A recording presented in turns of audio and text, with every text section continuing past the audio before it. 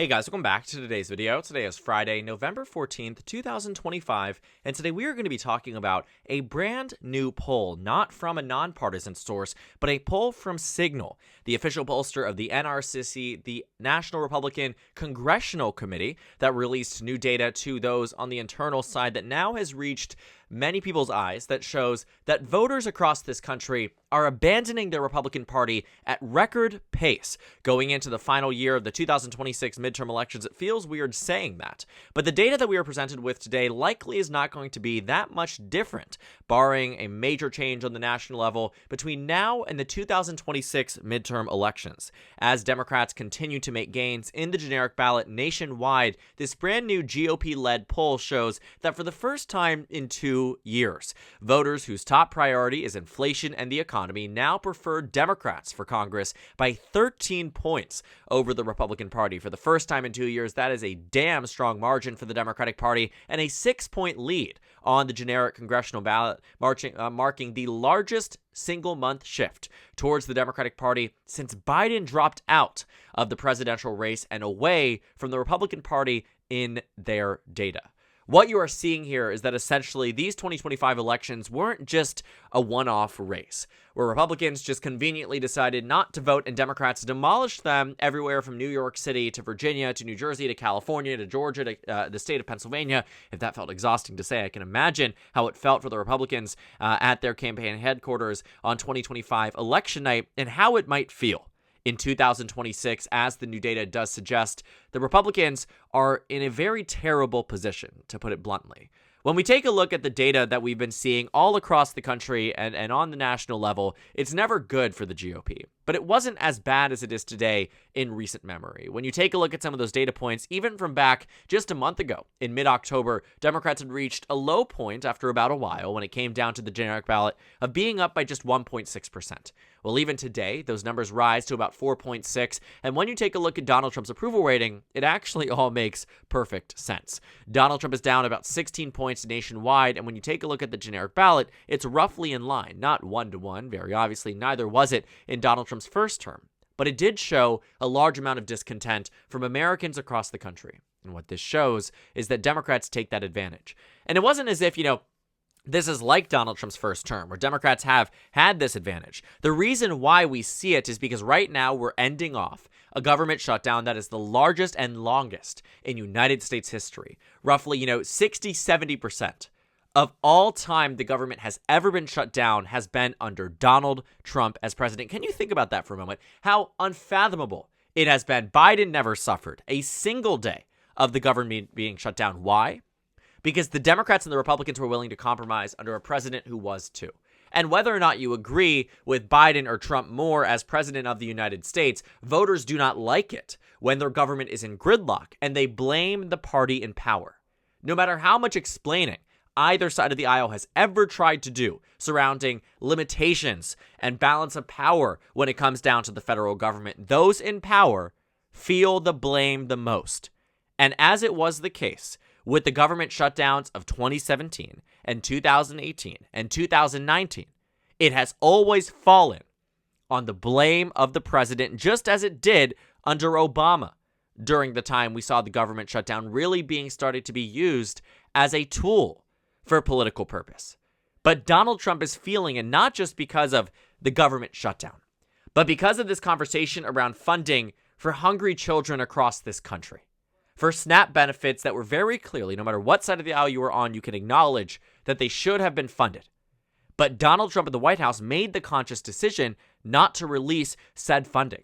That's why you see that the judges are, going into this and forcing the hand of the Oval Office to release said funding, because that is what has been declared as the right and constitutional way to approach it. And even when it comes down to the way that voters view the most recent news, which is the release of the Epstein files, which we'll talk about later on this weekend, you are finding that it is a combination of factors that absolutely make sense, that voters are angry with Donald Trump. And it's showing in a way that is now translating to Democratic support across the board.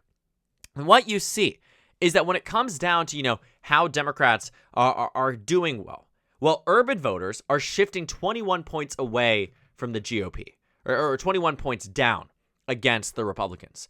Mid-frequency voters are about 20 points down as well. And when you look at the breakdown of, what this is saying, it's a warning sign to the GOP. You are seeing that this 6-point shift, again, is exceptionally powerful. And this is a pollster done by a group that is meant to advise and benefit the National Republican Congressional Committee.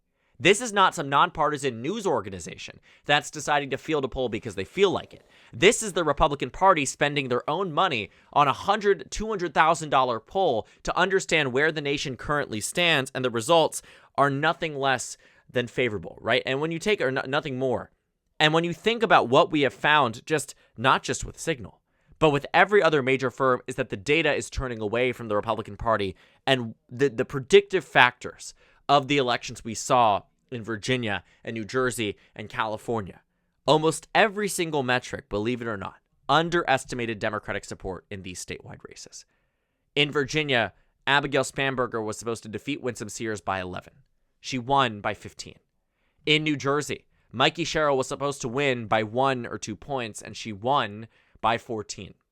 In California, Prop 50 was set to pass by a margin here of roughly 20 points max, and it passed by 30. In Pennsylvania, we didn't have many polls there, but we did say and see that the race was expected to be slightly more competitive. Not only was it not competitive, the Democrats blew it out of the water.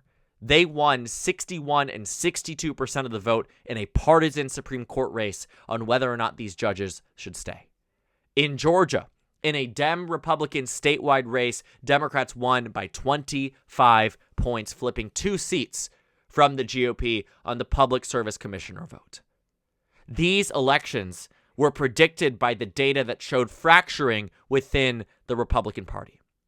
And Republicans are lucky that the 2025 elections were not as expansive and extensive as Senate races and congressional races, because they would have been demolished too. But it doesn't look like much is going to change between now and November of 2026. And when we see data points like these, it only reaffirms our understanding that looking at what it is and looking at what the data tells us, the driving factors to why Republicans are losing, think about inflation. Think about the economy. Think about how Donald Trump was elected in the first place. He said on day one, I will do everything I'm promising. I will release the Epstein files. Didn't happen. I will end the war in Ukraine. Didn't happen.